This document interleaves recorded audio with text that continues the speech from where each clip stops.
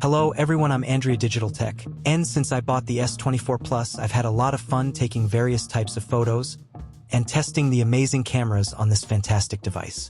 I've noticed that while it's surprisingly easy to use, getting high-quality photos can be a bit complex.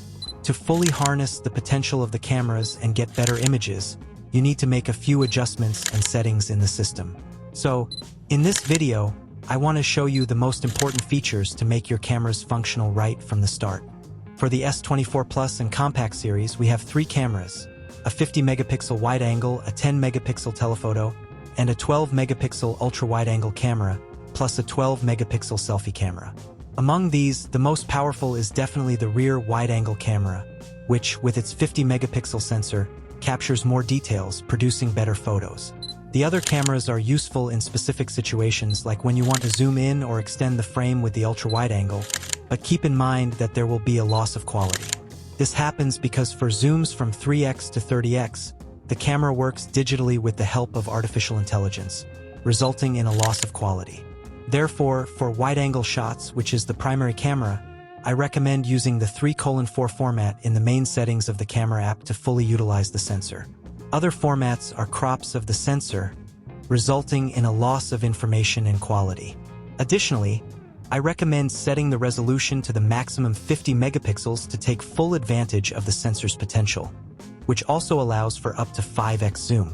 For zoom or ultra-wide-angle photos, we need to lower the resolution to 12 megapixels to unlock the other cameras. Moving on to the camera settings, we have many intelligent features available, most of which don't need to be changed as they are already set up correctly to get the best results. For those new to photography, I recommend turning on Shot Suggestions, which offers on-screen instructions to help improve photo alignment. Regarding intelligent optimization, my advice is to keep the function on maximum, with scene optimization activated. These features work very well and automatically adjust the photos to make them more appealing. However, if you prefer to have full control over the image, you can consider turning these features off or experimenting to find your preferred setting.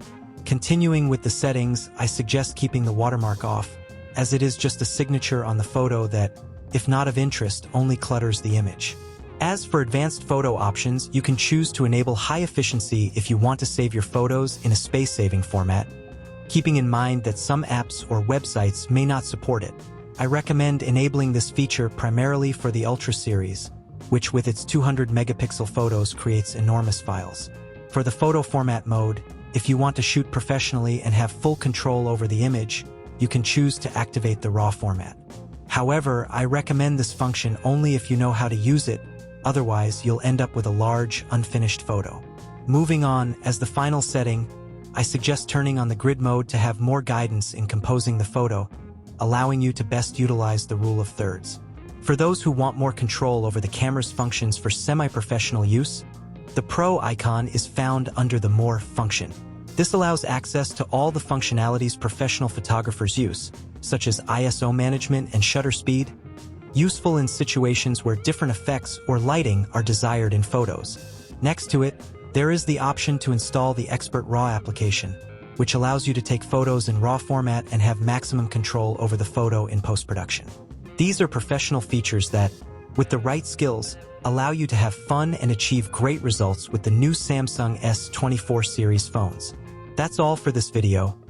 I hope I've been helpful, and if you liked it, please leave a free like and subscribe to the channel for future tech updates. See you next time.